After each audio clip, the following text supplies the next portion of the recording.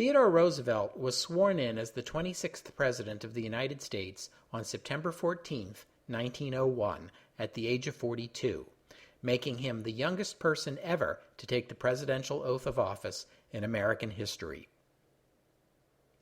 In 1899, a classically trained composer named Scott Joplin published The Maple Leaf Rag, a lively syncopated piano piece that would come to define ragtime, a lively syncopated music that would come to define an era and serve as the perfect accompaniment for Theodore Roosevelt's lively syncopated presidency.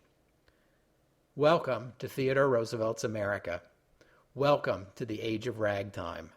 Welcome to the history of the 20th century.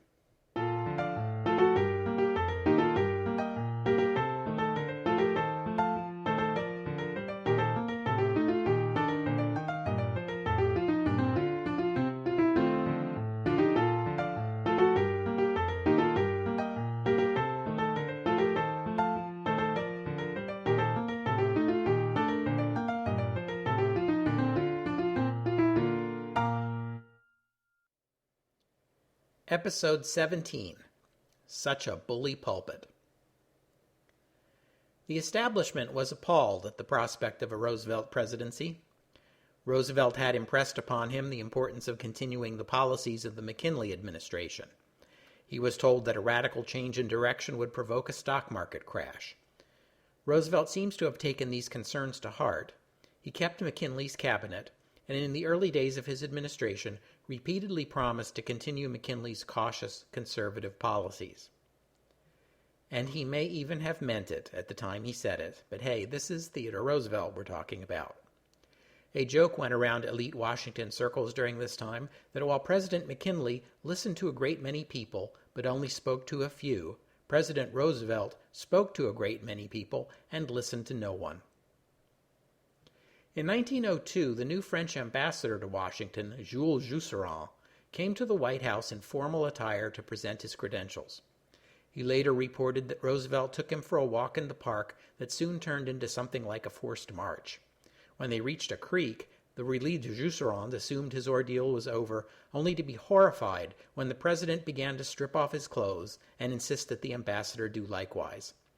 Jusserand remarked that for the honor of France, he too went skinny dipping, taking off everything except his lavender gloves, which, he explained archly, he kept on in case they should encounter some ladies, because it would be embarrassing to be seen without gloves in front of the ladies. I'm going to review some of the foreign and domestic policy issues facing the new president, and let's start with the Philippines. I left off the story of the Philippines when Aguinaldo surrendered, although I may have hinted that that wasn't quite the end of the story. You may recall that I mentioned the constitutional question of annexing the Philippines. When the United States annexes a territory, do the people living there automatically become U.S. citizens with the full rights of U.S. citizens? That was never the plan for the Philippines, and yet there was nothing in the Constitution that permitted a two-tier legal system where some people living under American administration have full constitutional rights and other people do not. At the time, this question was often framed as, does the Constitution follow the flag? That is the Constitution in full effect anywhere the American flag is flying? The Supreme Court answered this question in May 1901 with a set of decisions that have come to be called the Insular Cases. In a 5-4 decision, the Supreme Court ruled no. For the United States merely to take possession of a territory was not enough.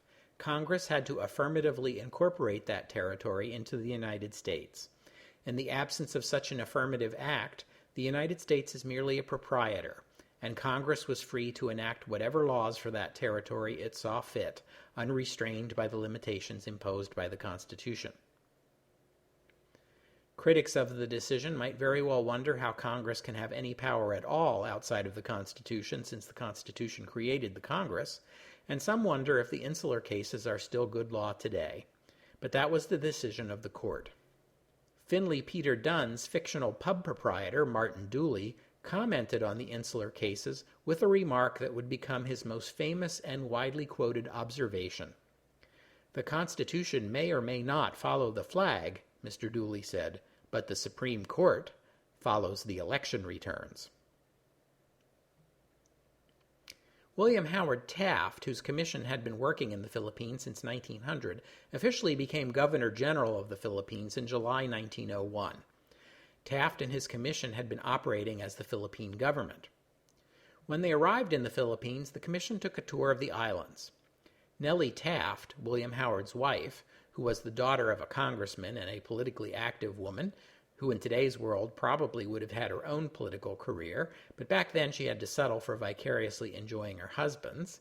Anyway, she insisted on going along to the Philippines and bringing the Taft children, and then going along on the tour of the archipelago. When the other commissioners' families got wind that the Tafts were coming along, they wanted to go too, and the whole thing turned into a family affair. It might have been an accident, but it was probably the smartest thing they could have done. Family is very important in Filipino culture, and an opportunity to greet not only the new commissioners, but their wives and children as well, struck a chord. And Taft seemed genuinely committed to the welfare of Filipinos. He quickly became the most popular American in the islands, much to the dismay of Arthur MacArthur, then still the military governor of the Philippines, still fighting Filipino guerrillas in the boondocks, and who thought that all this lovey-dovey, hey there, little brown brother, let me introduce you to the missus stuff was only making America look weak, and therefore making Arthur MacArthur's job more complicated than it needed to be.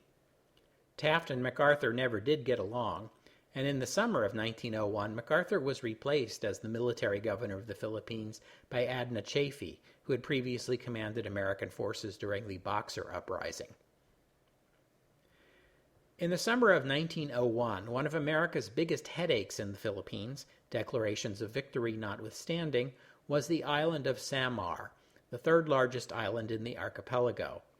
Back in 1898, a Filipino named Vicente Lucban had gone there with a small group of soldiers and proclaimed himself governor of the island under Aguinaldo's short-lived republic. There he had formed an alliance with a fanatical local religious cult, noted for their suicidal attacks and mystical belief in magic amulets that protected them from bullets. Where have we heard that before? And they waged bloody warfare against any Filipinos on the island who cooperated with the Americans. In August 1901, a U.S. Army unit of 74, Company C of the 9th U.S. Infantry under the command of Captain Thomas Connell, occupied the port town of Balangiga on Samar to deny supply to Lucban's forces in the interior of the island. Connell was Catholic, and he believed that because of their shared religion, he had a special rapport with Filipino people. In this, he was gravely mistaken. Connell had been pressing the mayor of the town to clean up the place, and the mayor brought in some 80 strong young men from the countryside to get the job done. These were, of course, Filipino guerrillas in disguise. On Friday, September 26th, the Americans first received word of the death of President McKinley. Connell asked the parish priest to say a mass for the fallen president the following Sunday. The priest agreed, but on Sunday morning he was nowhere to be found. What was to be found was a surprising number of women dressed in mourning. These were, of course, male Filipino guerrillas in disguise. They came into town with small coffins, said to contain the bodies of children who had died in a cholera epidemic. Actually, the coffins contained bolo knives, the Filipino guerrillas' preferred weapon when they could not get firearms, which was most of the time. Early that Sunday morning, the parish priest having been hustled out of the town along with all the real women and children, the guerrillas made their move.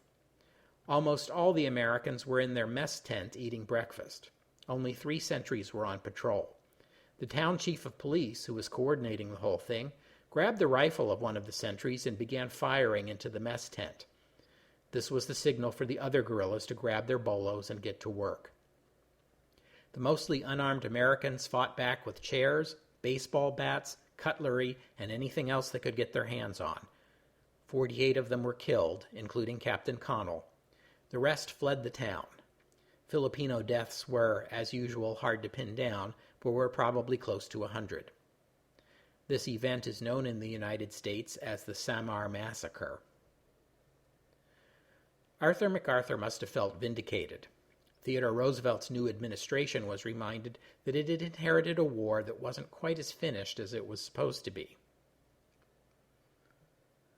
On the domestic front, Roosevelt quickly established his independence when he invited Booker T. Washington to dinner at the White House, just weeks after he himself had moved in. Booker T. Washington was born in 1856. His mother was a Virginia slave who had become pregnant with him after being raped by a white man. In 1881, Washington, then just 25 years old, was tapped to become the first principal of Tuskegee Institute, what we now call Tuskegee University. Washington built the school, actually the students literally built the school under Washington's leadership, into the premier African-American educational institution in America. Washington would remain the head of Tuskegee Institute until his death in 1915, but he would also leverage his position as the most prominent African-American educator in America into the position of fundraiser-in-chief for African-American educational institutions. He hobnobbed with some of the wealthiest and most influential people in America. These people tended to be industrial magnates who were filthy rich because it was the Gilded Age, and they also tended to be Republicans because back then the Republican Party was seen as the party of big business and the filthy rich, believe it or not. And so we have the budding relationship between Booker T. Washington and Theodore Roosevelt. Washington had just published his autobiography, Up From Slavery, which is still widely read and studied today, hence the dinner invitation. Now, Roosevelt had had African-American dinner guests before when he was governor of New York, and he must have had some idea there could be controversy, but the intensity of the backlash appears to have caught him off guard. Benjamin Tillman, the Democratic senator from South Carolina and architect of the disenfranchisement of African Americans in that state, said, "The action of President Roosevelt in entertaining the African American will necessitate our killing 1,000 African Americans in the South before they will learn their place again." Except he didn't say African American. Tillman's remark is significant not only for what it reveals about his attitude toward African Americans, but also for his unusually frank acknowledgement of what lynchings are all about. They weren't just assaults on individuals, they were a tool for asserting white control over the entire African American community. Lynchings were a plague on the United States in this period in history, and we'll go into more detail on that in future episodes. Senator Tillman, by the way, was an ardent anti-imperialist and opponent of annexing the Philippines, a position that is more consistent with his horrific views on race than it might seem at first blush. Think about it. Roosevelt's response to the uproar was to remark that he might very well have dinner with Mr. Washington again, although in fact he did not, and it would be 30 years before another African American was invited to a dinner at the White House. Scott Joplin must have approved of Roosevelt's invitation, though, because he composed his first opera, A Guest of Honor, on the subject of Booker T. Washington's dinner with Theodore Roosevelt. It was performed a few times in 1903, but alas, it appears that no copy of the score has survived, and the opera is presumed lost. If you know where there is a score of A Guest of Honor available, please email me at historyofthe20th century@gmail.com. Shortly after that dinner, it was time for the new president to present Congress with his first State of the Union address. The State of the Union address was not delivered in person in those days, as it is today. The president simply wrote out an address which was sent to Congress, and a clerk read it aloud. Or more precisely, different departments of the administration would write different sections of the address, which would be sent to the White House, collated, and passed on to Congress. This, of course, was not Theodore Roosevelt's way. He wrote the message himself, all 20,000 words of it. As this address was being prepared, there was much anticipation. This would be the new president's first public statement of his priorities, and everyone wanted to know what was on the new president's mind. Unsurprisingly, to anyone who's been paying attention to the speeches Roosevelt had been giving since he was governor and then as vice president, he wanted to talk about trusts. Now, as I said before, the Republican Party of this time was seen as the party of big business and the rich. Taking on the trusts didn't seem like a very Republican thing to do. But here we see the paradox of Theodore Roosevelt. He was always a staunch Republican, but he increasingly took views that were progressive, even radical. He did not see this as repudiating the principles of the Republican Party. He saw it as extending those principles to cover not just a favored few, but all Americans. In his State of the Union address, he presented his argument in a on the one hand, but on the other hand style, as a way of easing the minds of his fellow Republicans. He acknowledged the contributions of the captains of industry toward building the economy and making America strong, but also acknowledged that wealth and power had led to abuses and called for government supervision. Roosevelt's attempt to present the issue in a balanced way may have made the address more palatable to his fellow Republicans, but it struck other people as a McKinley-esque attempt to split the difference. Mr. Dooley mocked Roosevelt, saying, "The trusts are hideous monsters built up by the enlightened enterprise of the men who have done so much to advance progress in our beloved country. On the one hand, I would stamp them underfoot. On the other hand, not so fast." Now, to understand this issue, we're going to have to take a closer look at trusts. This gets a little technical, and I don't want to tire you out too much, so let's let Scott Joplin take us on a little mental holiday before we get down to work. Scott Joplin composed some new rags in 1902, including The Entertainer, which is today probably his most popular work. Joplin is probably the first African-American musician to become popular with white Americans, apart from minstrel performers, who earned their living at the price of mocking their own people. It's a shame, though, that Joplin never again achieved the level of success of the Maple Leaf Rag, because Joplin's work grew more sophisticated as he grew older. The public seems not to have noticed.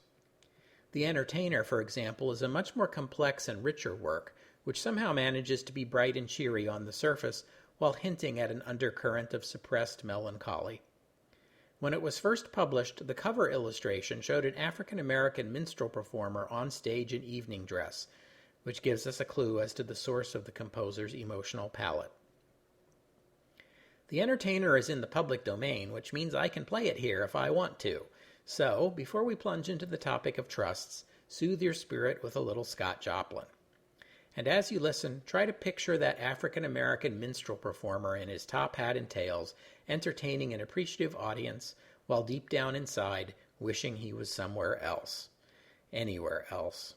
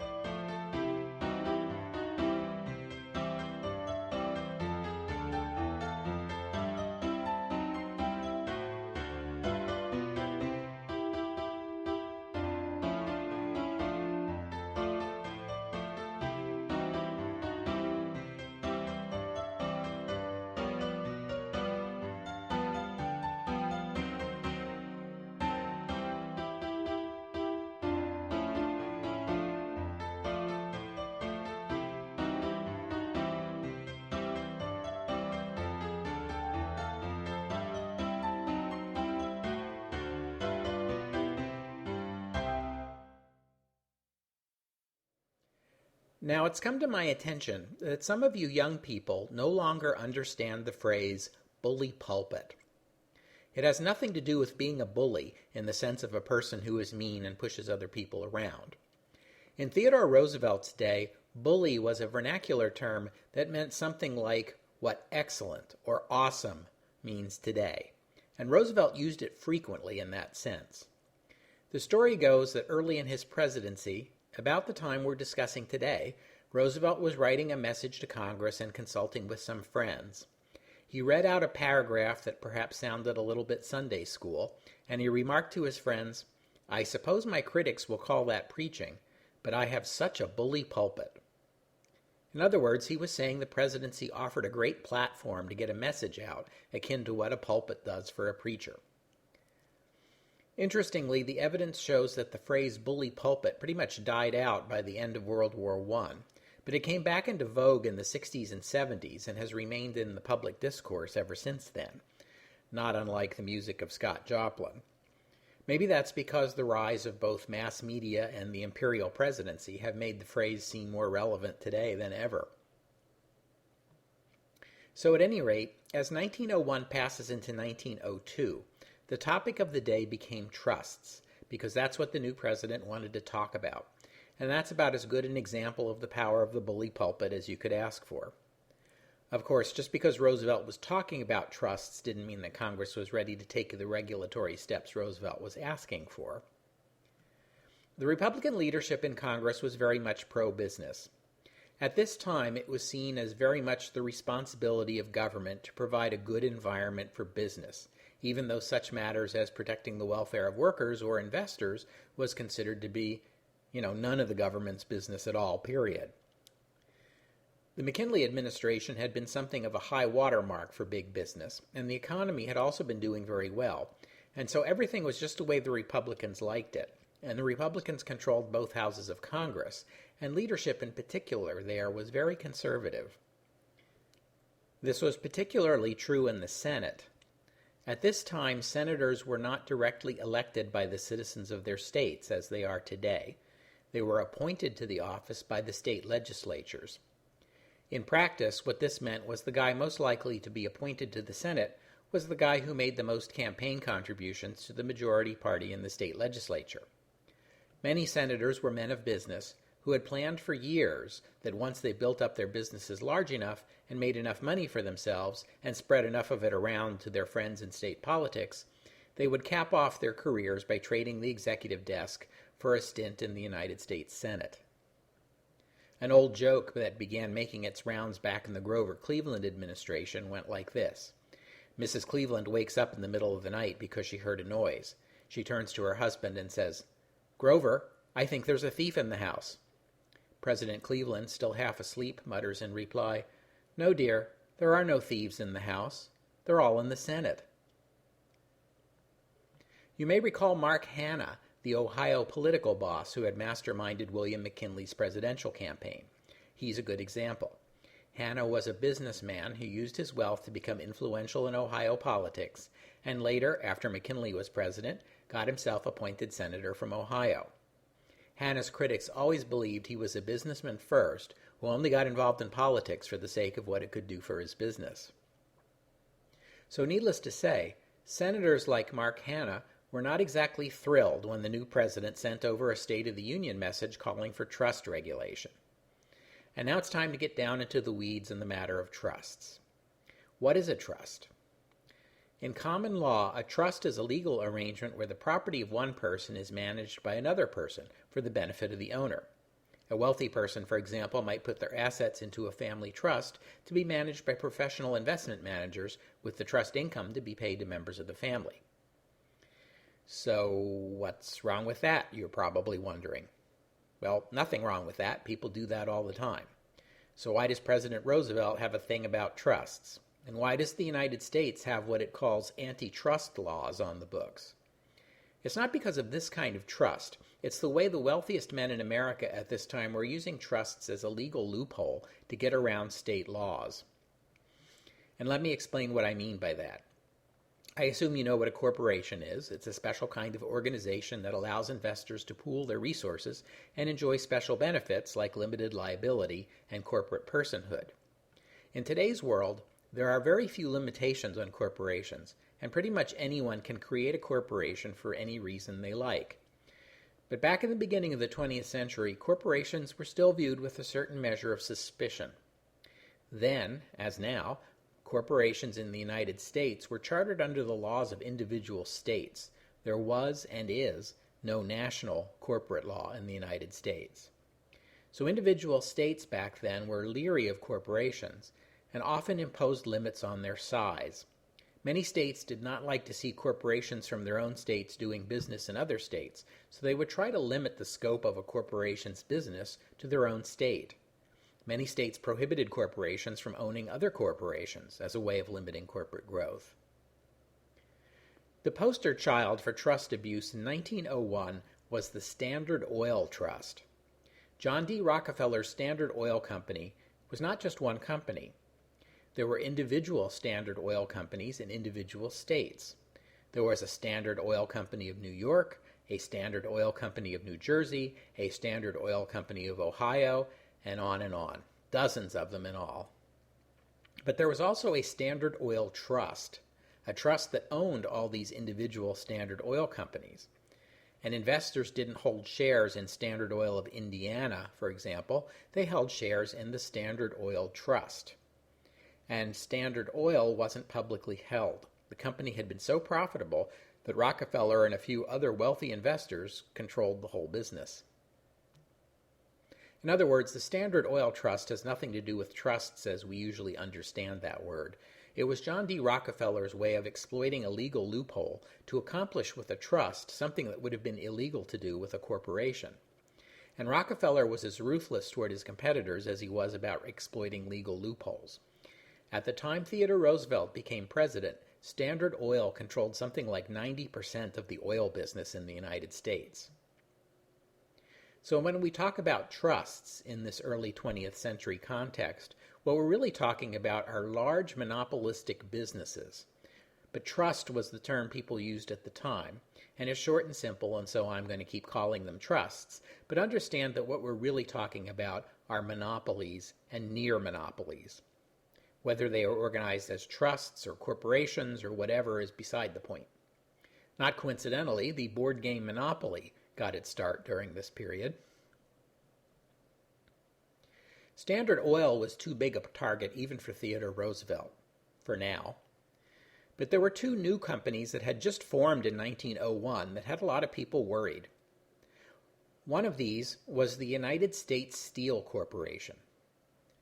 U.S. Steel was created by the principal financier of the era, John Pierpont Morgan, out of the merger of 10 American steel companies, including Andrew Carnegie's Carnegie Steel Company. You may remember Andrew Carnegie as the guy who offered to buy the Philippines for $20 million so he could give it independence. Carnegie had had to tone down his anti-imperialism by this point so as not to alienate the other guys in this deal. Basically, the 10 biggest steel companies in the United States decided that competition was a drag and that coming together into one big happy company would make everyone a whole lot richer. Ray Baker, a muckraking journalist of the time, I'll have more to say about muckrakers later, suffice it for now to say that this is another term that Theodore Roosevelt coined, published an expose of the new company in which he noted that some of the steel companies almost surely were forced into the merger against their will, and that it is difficult to convey any adequate idea of the magnitude of the U.S. Steel Corporation. Nothing like this has ever been seen before. In fact, U.S. Steel was born as the world's first billion-dollar corporation. That works out to about $40 billion in today's money, and this was in a much smaller economy. The new company was responsible for more than a quarter of the entire world's steel production, and 2/3 of the steel produced in the United States. In 1906, U.S. Steel built a new plant in Indiana and a whole new city to house the workers, which it named after the company chairman, Elbert Gary. Gary, Indiana, by the way, calls itself the City of the Century. J.P. Morgan had had a hand in the creation of or financing of many of the most important American corporations of this period, including General Electric, International Harvester, American Telephone and Telegraph, the Reading Railroad, and the Pennsylvania Railroad, two of the four railroads on the Monopoly Board, which meant that any time you landed on either one of them, you had to pay J.P. Morgan $50, which is one of the reasons he was the most wealthy and powerful financier in America, not to mention the reason why the funny little man with the top hat and handlebar mustache in the Monopoly game was modeled on him. Morgan also had a hand in the creation of the other worrisome new company in 1901, the Northern Securities Company. In spite of this innocuous name, which makes it sound like the company was in the business of underwriting Canadian bonds or something, it was a railroad company.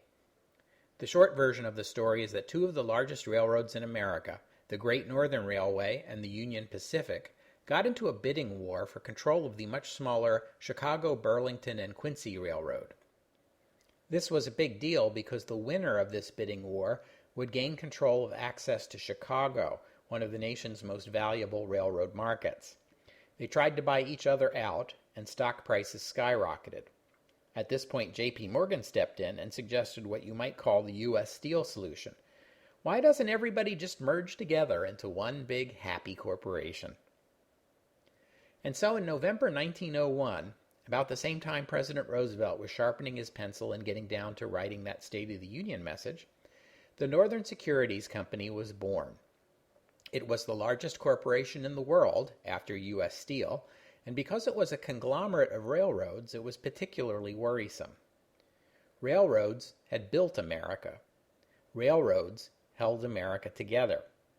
Practically every other business in America depended on railroads to stay in business, not to mention all the steamships that the merged companies owned. It was said that a person could travel from England to China across a network of rail lines and steamship routes and never leave the control of the Northern Securities Company. No one knew for sure exactly how many rail and steamship lines the Northern Securities Company controlled, except for a handful of men who owned the company. And that was another reason why people were leery of the trusts. These large business entities were not the sort of widely held, publicly offered corporations with thousands of shareholders that we know of today. They were closely held. Only a small group of people knew what they were up to. Part of what Roosevelt was proposing was that businesses this big and this powerful should be reporting their activities to a federal agency that Roosevelt was proposing to create, the Department of Commerce and Labor. To many Republicans in Congress, this idea was shocking. The internal workings of a corporation were traditionally understood to be no one's business except the owners, or at most, maybe the business of the state government that chartered the corporation. Federal supervision of business was an entirely new idea. And bully pulpits are all well and good, but the president can't force Congress to pass a bill. So Congress pondered the president's proposal, but for the time being, nothing much was being done. Well, if you're president and you can't get a bill through Congress, you can always fall back on your constitutional role of executing the laws that are already on the books. And one law that was already on the books at this time was the Sherman Antitrust Act of 1890. The Sherman Act had been on the books for over a decade, but seldom used. And when it was used more often against labor unions, which had not been the original intent. The Sherman Act prohibits businesses from forming an agreement in restraint of trade, or from possessing a monopoly. With regard to that second prohibition, there's the added twist that if you got your monopoly innocently, you're okay. It's only shady dealings and conspiratorial arrangements that get you in trouble. Roosevelt and his Attorney General, Philander Knox, decided to let the U.S. Steel merger stand for the time being and focus their attention on the more troubling Northern Securities Company. On February 19, 1902, the administration dropped their bombshell, an antitrust lawsuit against Northern Securities. The press compared the shock in the business world to the shock of the assassination of President McKinley and the stock market crash, or at least price drop, that Roosevelt had been warned about, followed. 3 days later, J.P. Morgan was at the White House, meeting with Roosevelt and Knox. Morgan told the president, "If we've done something you don't approve of, let us know what it is. We'll fix it." The Attorney General replied, "We don't want to fix it. We want to stop it." Morgan asked Roosevelt about U.S. Steel. The president told him that U.S. Steel was safe as long as it behaved itself. After the meeting ended, Roosevelt turned to Knox and said, "That is the most illuminating illustration of the Wall Street point of view." In other words, Morgan was treating Roosevelt like another business competitor, all but inviting him to join in the merger instead of fighting it. Ultimately, the United States Justice Department would prevail in its antitrust suit against Northern Securities in 1904, after the Supreme Court ruled 5-4 in the government's favor. The Northern Securities merger was undone, and a powerful new precedent was on the books, and a powerful new president had demonstrated that he was a force to be reckoned with. We'll have to stop there for today, but I hope you'll join me next week for the history of the 20th century, as we leave Theodore Roosevelt for the time being and dig more deeply into the question of socialism. That's next week on the history of the 20th century. Oh, and one more thing. Scott Joplin died of complications from syphilis in 1917. By 1920, the music of Scott Joplin had been forgotten. In life, Joplin had said, "When I'm dead 25 years, people are going to recognize me." But he was wrong. Actually, it took 50 years, until 1970, when Joshua Rifkin, a young musicologist best known for his work on the music of Johann Sebastian Bach, recorded an album of 8 Scott Joplin piano rags, entitled Scott Joplin Piano Rags. The album was released on the Nonesuch label. Nonesuch was a small record label mostly known for acquiring recordings from European chamber orchestras, mostly of Baroque music, and then releasing them in America at a budget price. Scott Joplin Piano Rags became a classical bestseller and Nonesuch's first million-copy album. 1973 saw the release of a film, The Sting, directed by George Roy Hill. Hill commissioned Marvin Hamlisch to compose the score for the film, and Hamlisch's score drew heavily from Scott Joplin. The film was set in 1936, nearly a generation after ragtime had been forgotten, but hey, only history buffs care about stuff like that. The Sting won 7 Academy Awards, including Best Score. A single of Hamlisch's arrangement of The Entertainer made the Billboard Top 10 and #1 on the Easy Listening chart in 1974. Scott Joplin was back. In 1975, the novelist E.L. Doctorow published an historical fantasy about the age of ragtime entitled Ragtime. Doctorow's book opens with Scott Joplin's well-known admonition never to play ragtime fast. The novel was adapted into a film and a stage musical. In 1976, Scott Joplin was awarded a posthumous Pulitzer Prize. And in 1983, the United States Postal Service issued a Scott Joplin stamp. The first African American to be depicted on a U.S. postage stamp, by the way, was Booker T. Washington in 1940.